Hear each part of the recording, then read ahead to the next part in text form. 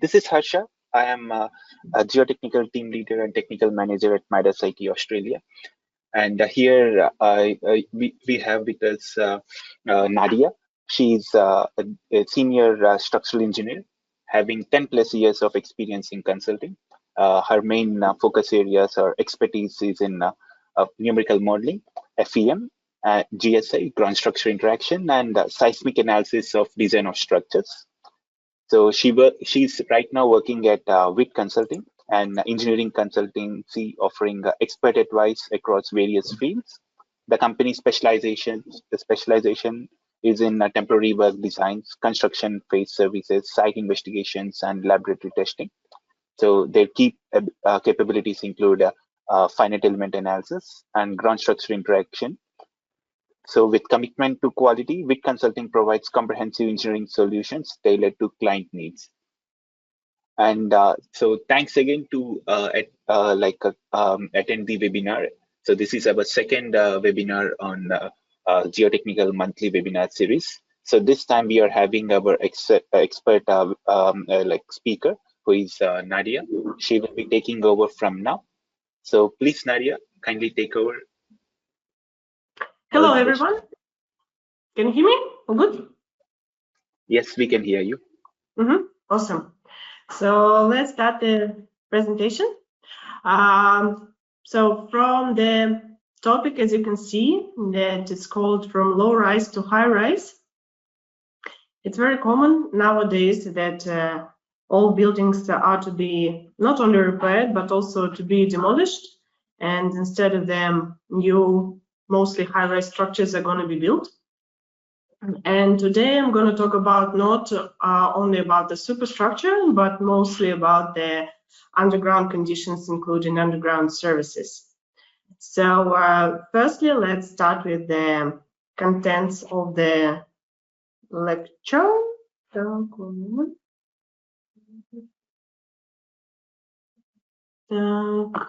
Sorry, I got a little bit. Okay, so that's good.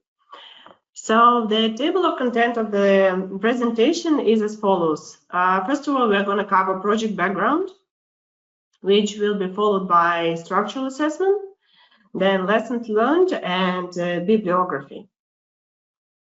So as I mentioned, in modern urban development, there is a noticeable shift from low-rise to high-rise buildings, especially in the city center. This sometimes involves demolishing existing, for example, in my case, 3-story structures, to create a new development that can combine commercial or hotel spaces. So the aim of the project is to replace a 3-story building with a 60-story, in my case, which will definitely significantly increase the load by about 20 times on the underground structures, underground services. And so it is crucial in this project to ensure that both the structural safety of the above ground superstructure and the stability of the underground services and structures are reached. So what I mean saying subsurface conditions. When discussing some subsurface conditions, it is important to clarify the specific aspects involved. So first of all, we need to undertake comprehensive geotechnical investigation to provide reliable ground parameters essential for design and modeling purpose. Secondly, a ground structure interaction analysis is required to assess the ground conditions thoroughly. And thirdly, the presence of underground utilities must be evaluated to ensure that they are structurally sound and capable of accommodating the new loads induced by the new development. So on the slide, you can see 2 images. The image on the left illustrates the dense clustering of services in relation to one another. And on the image on the right-hand side, you can see the consequences of bad planning, I would say, and maybe wrong clarification of the services layout and not consideration of it on the preliminary design stage. So because there are too many services in the CBD, and also the services include not only new ones but old and heritage ones. So there is a reasonable question how to make sure that all services are considered and what to start with. So to start with, we can rely on BYDA, which is a free website. Before UDIC Australia, I think right now the name was changed a little bit, but the idea stays the same. So this is a free service which offers access to plans detailing the location of underground utilities from various providers, such as Gemini, Sydney Water, Ausgrid, and others. So on the slide, you can see just a BYDA map, which I took from somewhere in CBD. And the idea of the slide is to show how it actually looks like. And this is what is going to be provided from Sydney Water. So as you can see on the slide, there are all types of Sydney Water services, starting with potable water, sewer, stormwater, and also including heritage assets. And as you can see that there are quite a lot of heritage assets, this pink hatch. And what does the heritage asset mean? So most of the time, heritage asset mean oviform, which can be either brick or plain concrete. So what is an oviform? So oviform sewer is a type of sewer pipe that has an elliptical egg-shaped cross-section and as opposite to a circular one. So there are following benefits of egg shape, such as efficient flow management, reduced space requirements compared to the circle shaped pipe, improved self-cleaning, and also reduced risk of blockages.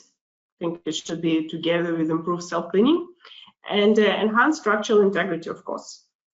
So these assets are usually built from brick or plain concrete. And as you can see on the right-hand side picture, this egg shape can be built of like standard egg shape, and as it's named, new type of section for brick sewer, like that time it was probably new. But basically it comprises 4 circles and to make this ideal shape. So to be able to assess such assets, Sydney Water requires competencies. So which competencies and how does it look like? So Sydney Water Corporation is the major authority which is responsible for water supply system in Sydney. So Sydney Water has its own regulations and standard. One of them is engineering competency standard. So to be able to assess heritage assets, which are identified as complex structures, this can be seen from the table 3, which is represented on the slide, that oviform is usually identified as existing plain concrete or masonry assets, such as water, wastewater, or stormwater carriers, and which requires minimum design qualifications for designer, verifier, and independent verifier. S3, S4, and S4. So you may ask, what does this mean? So basically, minimum qualifications are represented in the table below, which is called table 4. Minimum qualifications and relevant experience for structural engineers. So to be able to be a verifier or independent verifier for assessment of such assets, you need to have at least a bachelor degree in civil structural engineering, the CPA and NER, have minimum 10 years of experience, and minimum number of comparable jobs is 5. So there are similar requirements for geotechnical engineers, which also have the minimum designer, verifier, and independent verifier classifications, and they also have the minimum years of relevant experience requirement and minimum number of specific comparable jobs requirement. This all can be seen in engineering competency standard by Sydney Water. So as long as we provided all competencies from our company, proving that we have sufficient experience and knowledge to undertake this job, we are proceeding to structural assessment. So I think everybody knows what structural assessment is, but I'll just tell them what is it, like my own definition kind of. Structural assessment is a comprehensive assessment of superstructure and underground structure. In our case, underground services are included as well. So ground structure interaction analysis includes strengths and deformation checks of individual components and materials to verify that they are structurally capable to support the expected loads and environmental conditions. So the main goal of undertaking structural assessment is not only to design, but also to ensure that all existing assets, structures, services have sufficient capacity to withstand the new loading. So as I mentioned before, Sydney Water has its own standards and regulations. And one of such standard is specialist engineering assessment, which provides us with a pretty straightforward algorithm how to undertake the assessment. On the left-hand side, I try to make a diagram, which is a little bit simplified comparing to the one presented in the standard itself. So how should the process look like? So the initial step is to identify all assets which are in the zone of influence of the construction activity. So what is the zone of influence? It's the area, which is basically, this zone is represented by lines that starts from the bottom of the pipe or structure and expanded upwards at 45 degrees to the ground.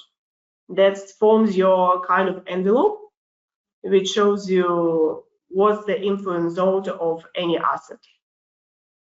So this zone can be pretty significant, and as you saw, the dense, I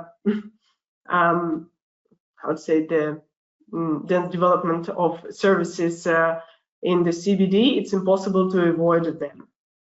Then, as long as assets are identified, we have to continue with description of assets. By description of assets, we mean that we have to understand the existing condition of the asset. That's why CTTV condition assessment have to be undertaken, and if it is possible, we have to know the load history of the asset. Sometimes it's possible, sometimes not. In an ideal environment, it would be great to have the actual material properties, but unfortunately, it's very hard to get it without intrusive investigation.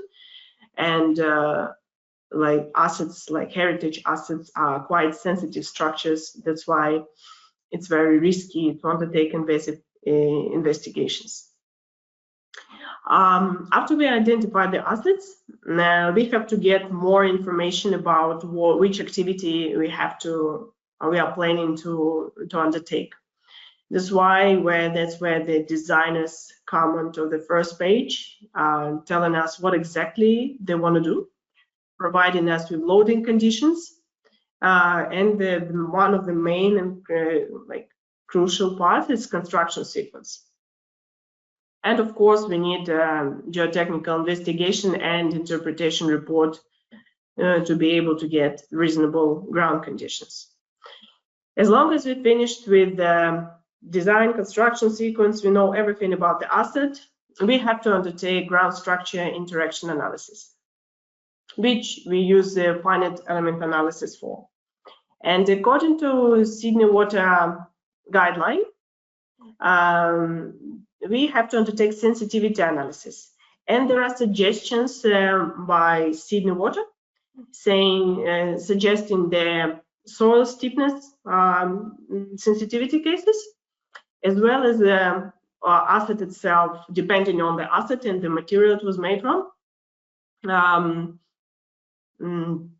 The stiffness of the material factors.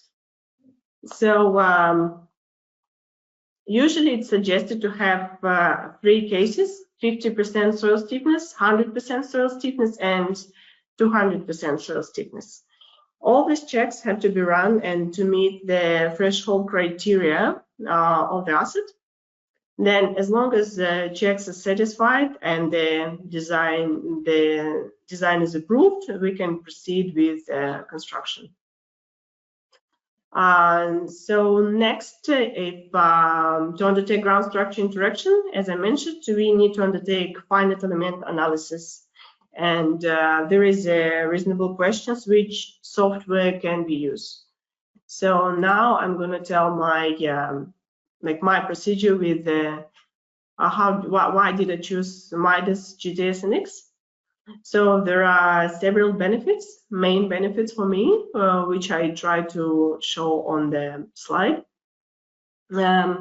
Starting from multiple element types available in the software, wide range of material model types, nonlinear analysis, the crucial one, which is construction sequence, elastic links between soil and structure.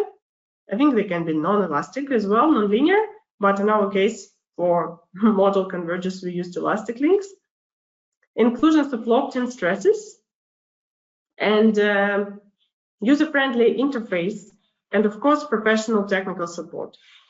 I'm really grateful to MIDAS technical team because a lot of jobs are pretty urgent or highly urgent. And with the short notice, MIDAS technical team was capable to address all my questions and help me to resolve or find a better solution for it. So let's proceed with the model creation. On the slide, you can see the finite element model which was created. The scale of the model was developed based on the analyzing the structural drawings provided by the designer, appropriate scale, and when I developed preliminary modeling algorithm. On this picture, you can see the foundation of for excavation itself and the oviform. So basically, oviform is running this way. I think I will cover this in the lessons learned part, but I would like to mention it straight away. I would say never do like this, but make sure that your asset is running perpendicular to your model boundary, that you have your right shape and you don't have to suffer later with local axis alignment. I will mention it later. And the asset itself was modeled with shell elements. Shell elements with worst aspect ratio of 136, which is pretty good, and element size of just 20 centimeters, which I feel like is reasonable comparing to the size of the model itself, which is 70 by 70 meters. So in my case, I chose shell elements. There were a couple of reasons behind it. First of all, that the oviform tunnel, the thickness of the tunnel itself is 250 mil, which is kind of small in such a big scale. And there were like two options of modeling, either solid element or shell element. But with such scale, it would be hard to model it into like two solid elements, I mean, two elements within thickness. And so I was more to model it with one element in thickness, and it's basically the same, almost the same as modeling as a shell element, which is easier to comprehend. So, so what are the shell elements in MIDAS software? Shell elements are triangular or rectangular elements consisting of 3, 4, 6, or 8 nodes on a curvature surface. It is mainly used with thin structures that experience bending deformations and to the stress states. In our case, the critical load was producing bending in our pipe, in our tunnel. That's why we chose these element types. Element coordinate system, it's a very important part. because you can see for the element coordinate system for triangular elements, and that the x-axis, which is here, it is in the direction from node 1 to node 2. And the z direction is in the outer product between this vector from node 1, node 3. And for the rectangular shell element, the x-axis, which is here, is in the direction of this axis, the intersection angle between diagonal lines made by nodes 1 and 3. So basically, that's the diagonal line and this axis. So it's crucial because later I will show you the requirements from Sydney Water and the threshold criteria for assessment. And we will have to analyze both longitudinal and transverse effects of the asset. It means that I will have to operate not with the global coordinate system of the model itself, but with local coordinate system. That's why I have to align coordinate systems accordingly. If we refer to the previous slide, okay, and that's why I used hybrid mesh here. So also the shell elements, they have 5 degrees of freedom, 3 translational degrees of freedom, and 2 rotational ones. So the shell elements, because of the thickness, usually do not include rotation above the z-axis because the element is assumed to be thin, and rotation in the plane of the shell is often negligible. However, in some formulations, shell elements can have an additional rotation degree of freedom out of plane, but it's not our case. So also you can see stress strain of shell elements here, which represent the in-plane resultant forcing strains, which you can see YY in this direction, XX in this direction, and also the XY, the shear. Bending moments and shear strength and shear strain. So that's how we chose the element. And let's proceed with the model creation again. So there are, as I mentioned before, we have to consider construction stages and load history on the asset. So there are, we had 9 stages incorporated. The first stage was soil initial condition. This step considered soil rock self-weight and initial equilibrium force, which allows to incorporate pre-existing in situ stresses. Displacements are clear and strains are cleared after this stage. On the second stage, I applied the initial surcharge loading. There is a little bit, I can explain why this yellow mesh became blue here. Because once in my life I had very good advice saying that it's better to apply loads on geometry and never have to do it again in the model because you can remesh the model, but the geometry stays the same. So basically that was the reason why I applied loads onto the geometry. But if I disable the geometry representation, it will look like there is no load applied, which is not true. So in this initial surcharge load and in the initial condition stage, the oviform itself was filled with 3D solid elements which modeled soil. And we had a rigid link between this soil elements which are inside the tunnel and external soil. And on the next stage, number 3, oviform construction and lining, the elements, soil elements inside the tunnel were replaced with shell elements which were modeling the tunnel itself, and rigid links were replaced with the elastic links between the soil and the tunnel. The next stages, from stage 4 to 7, we modeled excavation. So the first one was ground floor excavation, basement top layer, basement bottom layer. which was followed by excavation of the raft foundation, which was the final stage. And after it, we had to proceed with applying our permanent load from the superstructure. We had to develop two different models. One model was for ultimate limit state. The second model was for serviceability limit state. The reason behind it is that we used nonlinear material properties in our model, and consequently, I couldn't create, for example, serviceability limit state step before or after ultimate limit state step, because material could have transited from elastic to plastic behavior already, which means that results would not be correct.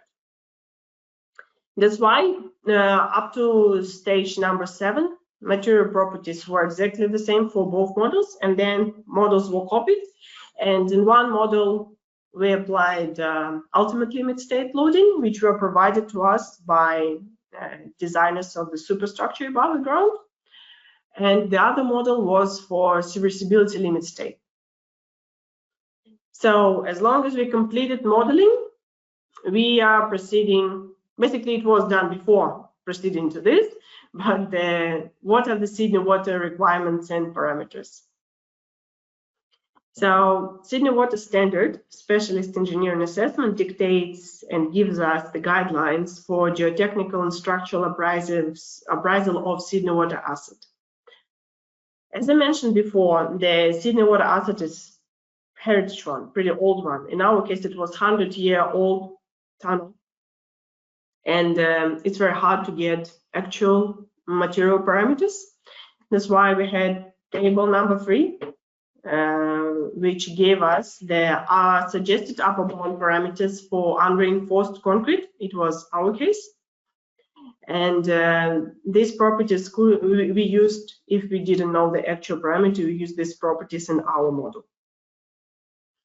On the right-hand side, you can see table number 5, which gives us the threshold impact criteria for high-risk asset. In our case, it's unreinforced concrete tunnel, and brick overforms are included in these assets as well. That is why, as I mentioned before, it's highly important to have proper local coordinate system alignment for shell elements. That in our case, you know that x-axis is around it, so it represents hoop stress, hoop direction. Not only stress, I mean just hoop direction. And y-axis represents longitudinal direction. Z-axis represents where is the top and bottom of our shell element. So in our case, bottom is inside the shell element and top is outside layer. I pointed out 2 values which might pay your attention.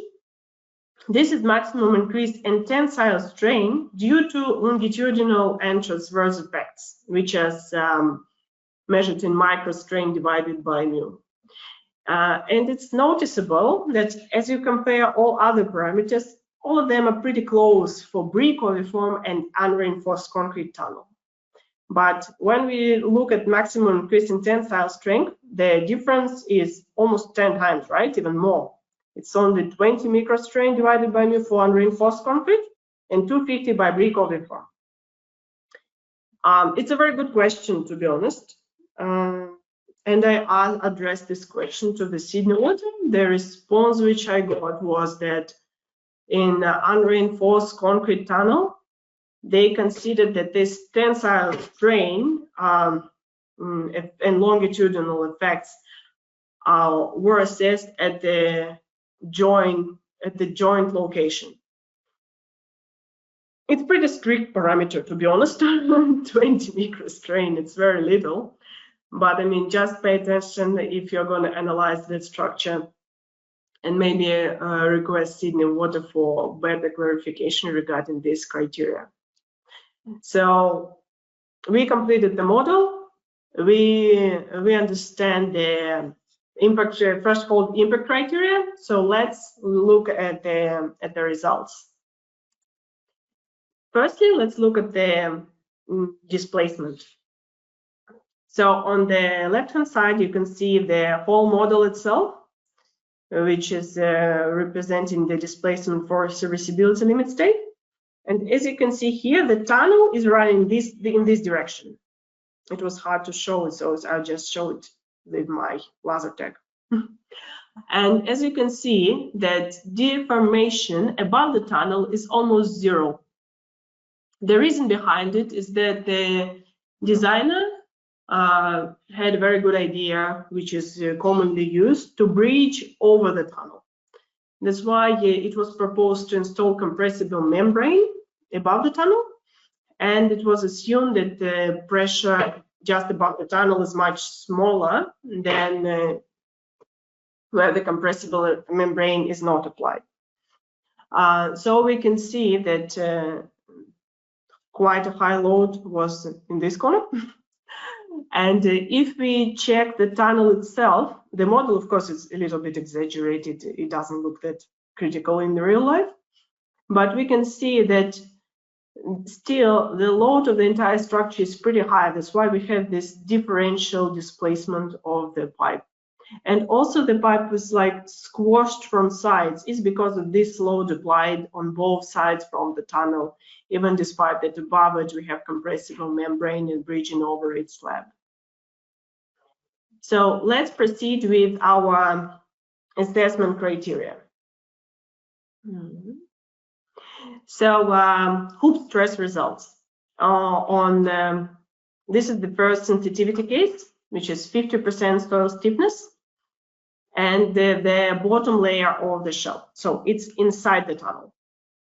One moment, I think question panel, unread. Okay.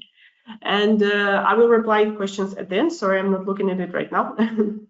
So as we can see, that the maximum tensile hoop stress in the oviform is 1.1 MPa, which is pretty high considering that this is a pretty old structure, and as we know that the concrete is not really good in tensile behavior, and after concrete curing, it's already cracked inside. That's why it's hard to say that the concrete actually is working for tensile at all, but we still have the tensile stress limit.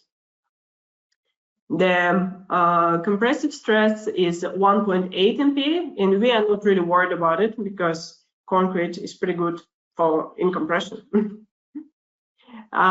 So where is this area 1.1 MPa? This is area in these zones where the tunnel was squashed from sides from the slide below. It's here, as you can see.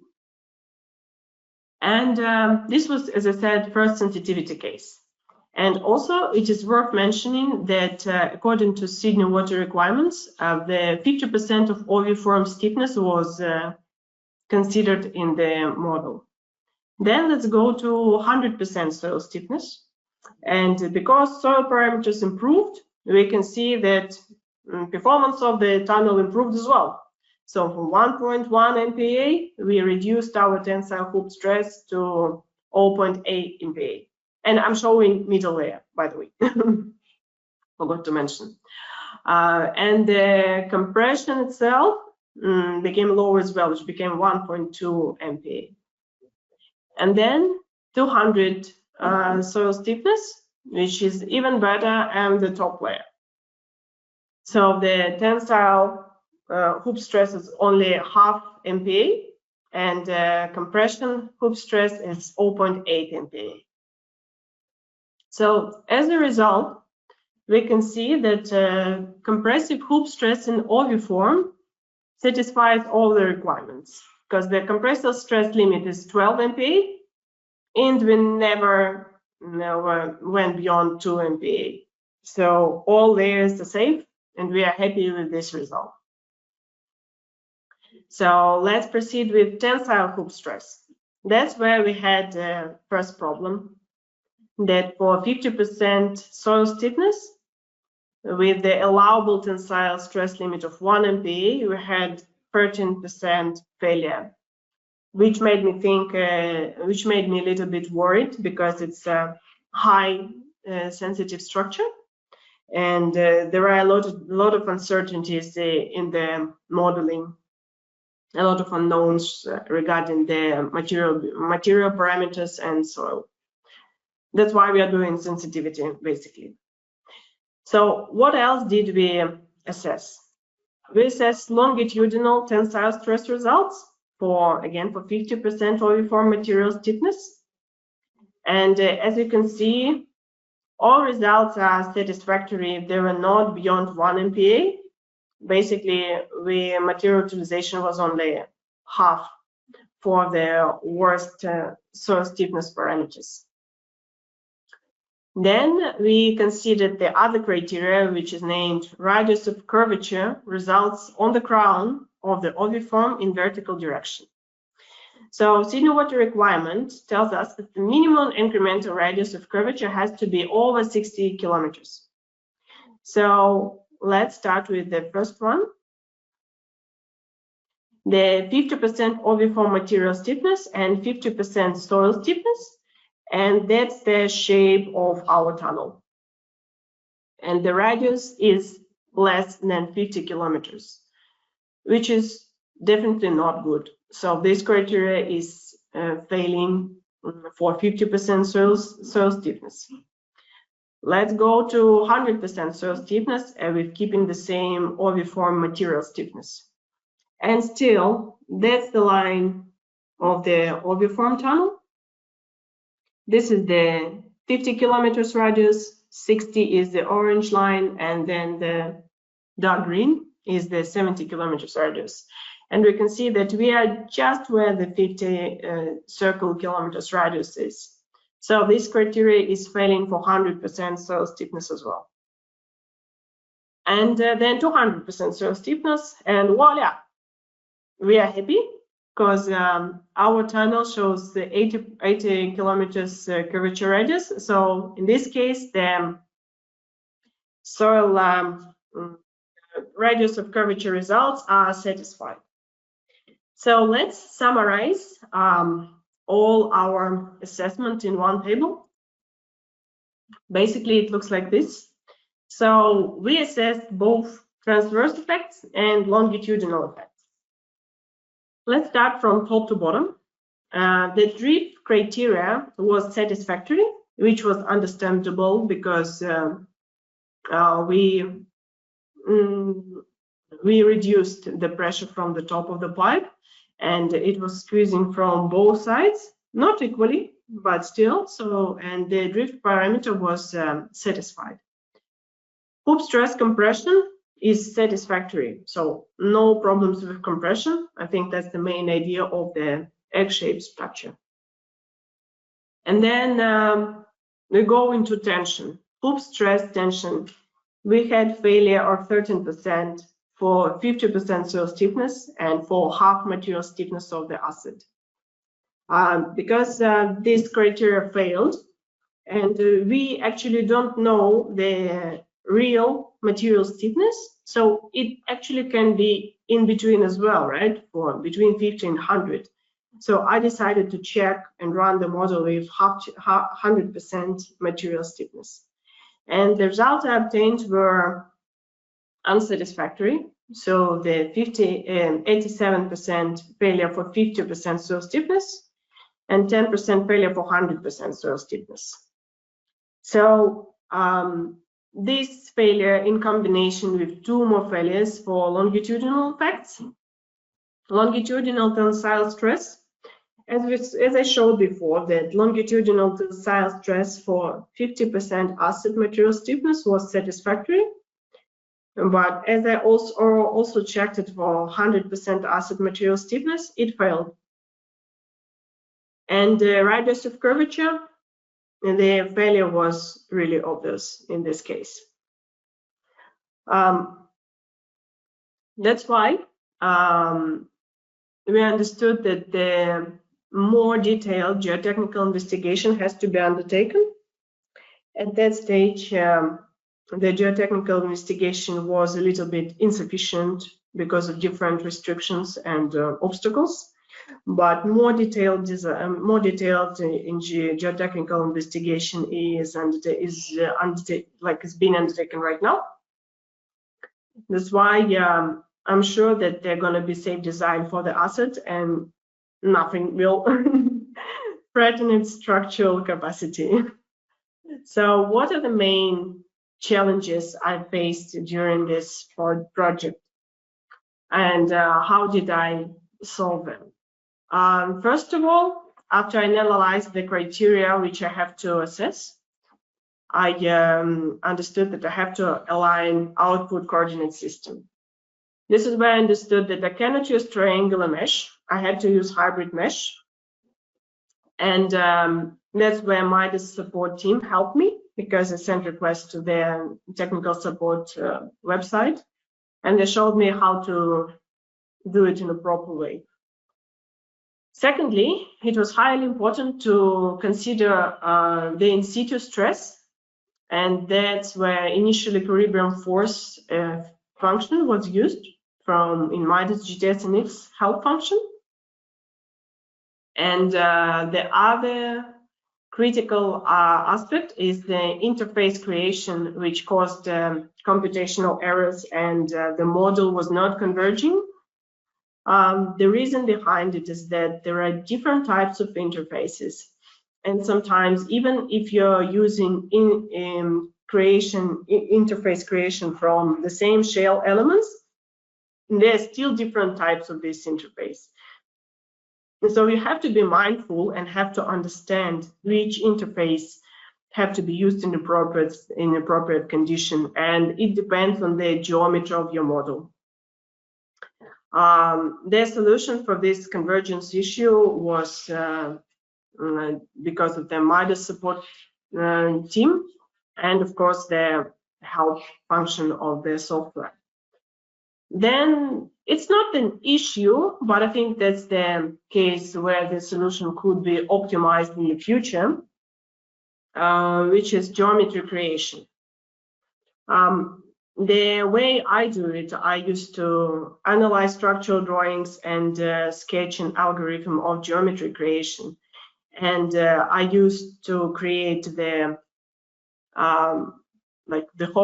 soil first, and then I exported 2D imprints of the excavation and just extruded it and then intersected. So that's why how I created the model.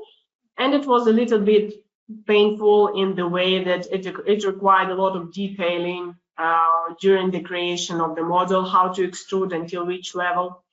But it appeared that MIDAS support in one of the webinars, I saw the much better solution when you can create soil blocks separately, and you can create all your excavation separately, and then just intersect two solids or whatever solids you have, and all of them are going to be divided.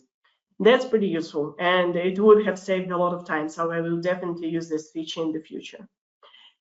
And one of the also key benefits of MIDAS support is that they can provide model revision, and I use this function. I use this opportunity for myself when after finishing the model, that MIDAS technical team can check it for any inconsistencies or if I miss something, because of course there is a major difference if you're looking at the model for a couple of weeks or somebody has a fresh look on it. So what are the lessons learned from the projects, from this project? And I think I will learn more soon. Keep learning.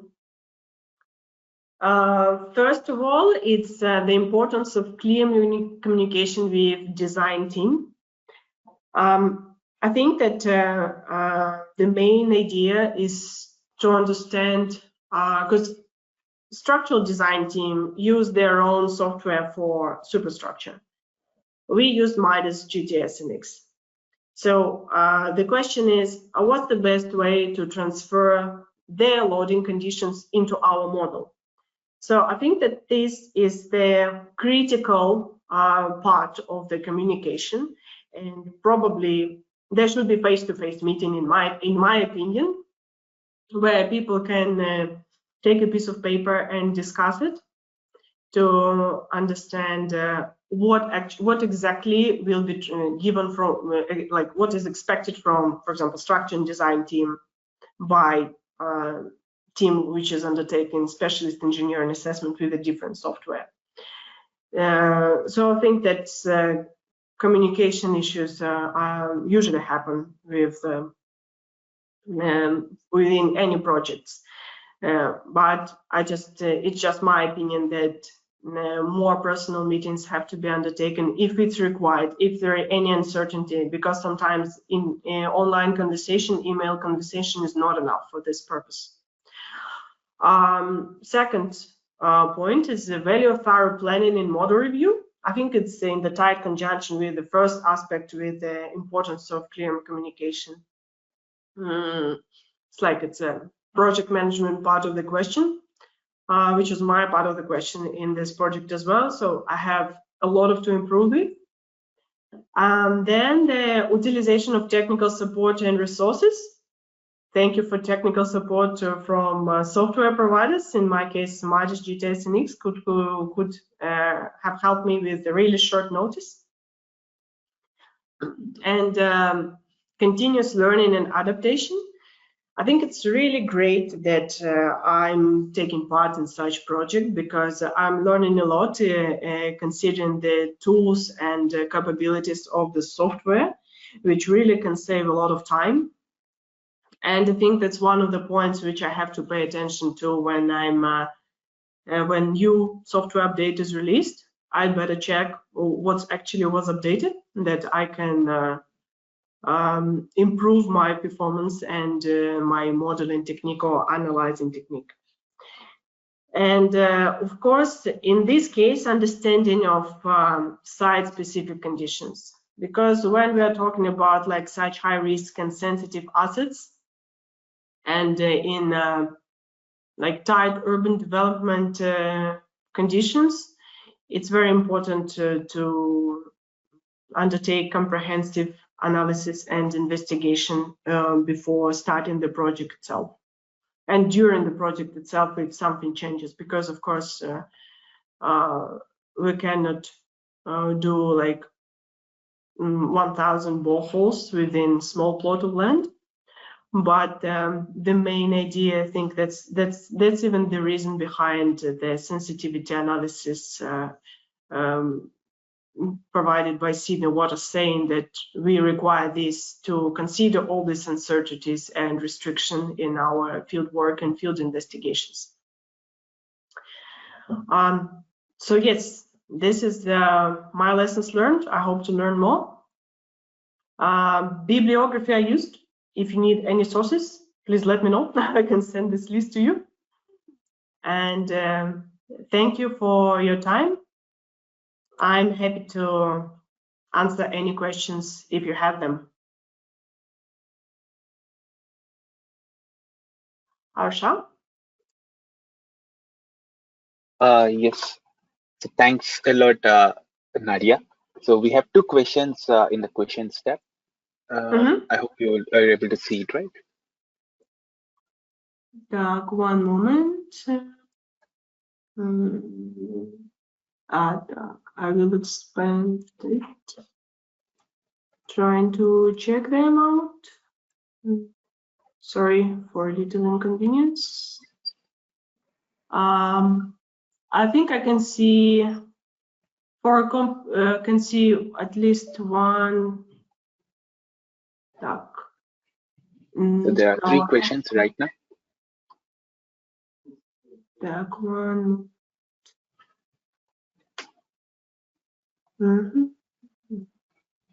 Dark field questions. Have a little bit. The first question I see. Hi, if I understand correctly, you have done two models for the structure loading, one for ultimate limit state, one for serviceability limit state, to get for possibility the soil becoming plastic. How do we know whether the soil will only become plastic under ultimate limit state loading? Yes, first of all, it's correct that we used two different models for ultimate limit state and for serviceability leader state. And yes, that's the reason, because we use nonlinear parameters that to eliminate the risk of getting inaccurate results, that like some part of the soil can become plastic. That's the reason behind fusing two models. How do you know whether the soil will only become plastic under ultimate limits load state loading? I'm not saying that it's going to become plastic only under ultimate limit state loading. Basically, it cannot become plastic neither under ultimate limit state loading or serviceability limit state, or it can become plastic under both loading conditions depending on the loading itself. So the main idea was just to eliminate this possibility of getting wrong results, because if we have one step after another, it means, for example, if we have serviceability state first and soil already became plastic, and when we increase loading for ultimate limit state, it means that we make the behavior even worse. So, which is not right, because the ultimate limit state originally will start without soil being plastic. So that was hopefully I answered the question. The next one, for complex projects like this, what is the estimate time required to complete the FA analysis once all inputs are received? Additionally, how much time is typically spent on creating the model using GTS NX?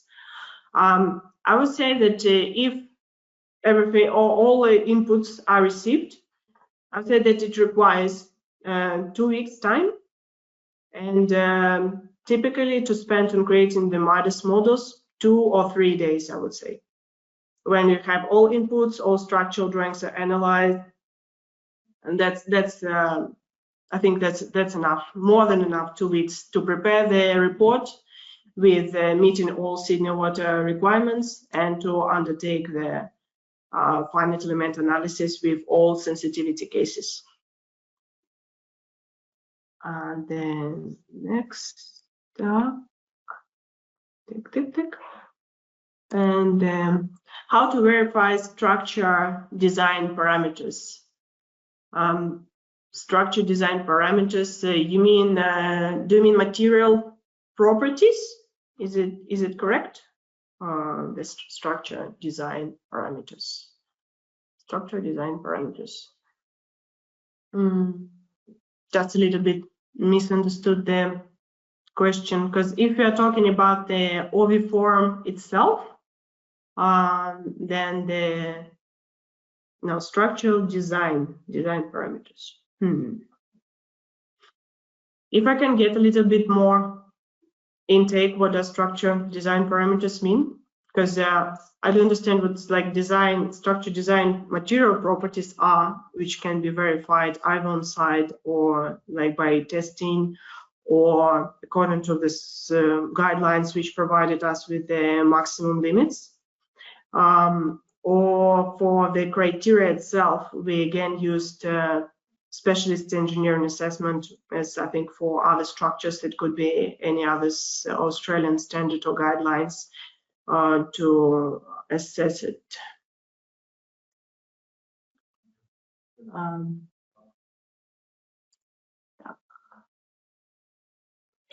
I think that is all. So, so if you guys are having any more questions, kindly post in the questions tab. So we still have 5 more minutes left for the presentation. So we will be available for answering the questions.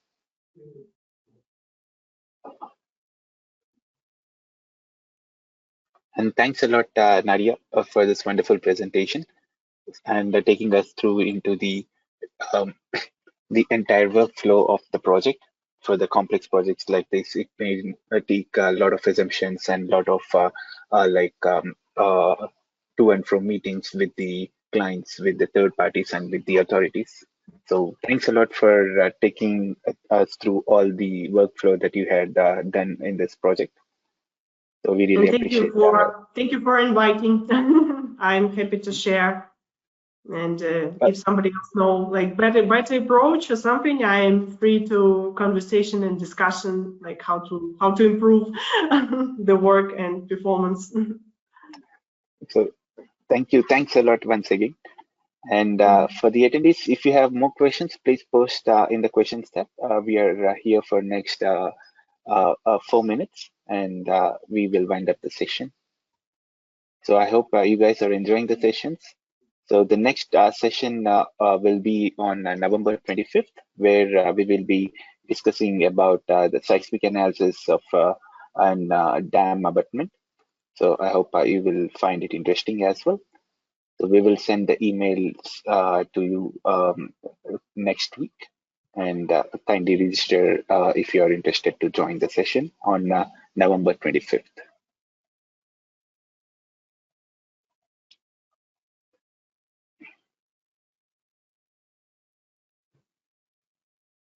Yeah, I think we have one more question.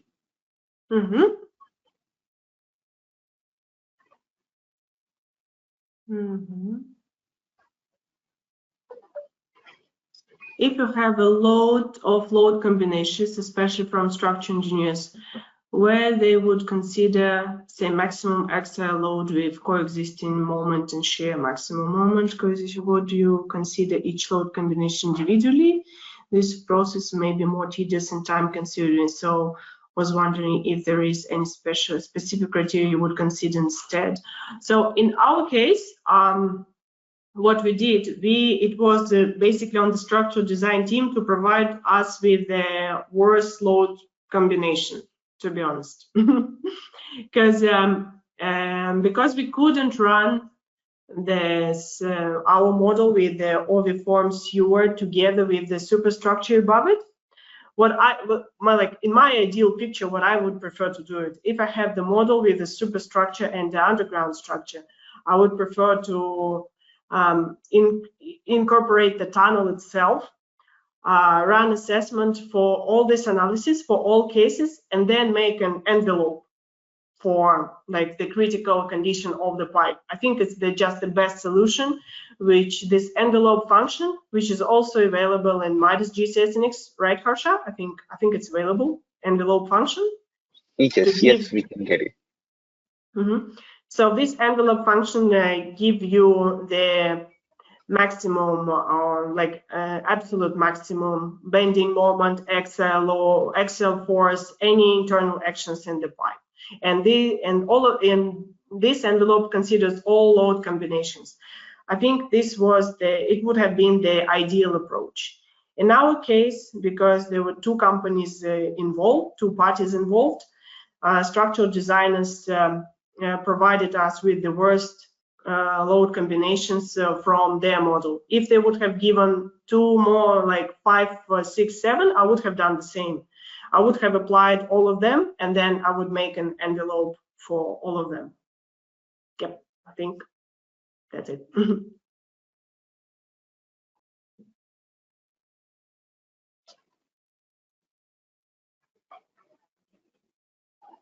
So thanks a lot again, everyone.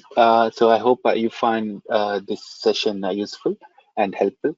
So we are closing the session now. Thanks a lot again for joining. So thank you very much. Have a great day. Mm-hmm. Thanks, Nadia. Thank you. Bye. Bye. Have a great day, guys. Bye-bye. See you next time on November 25th. Thank you. Bye-bye. Bye.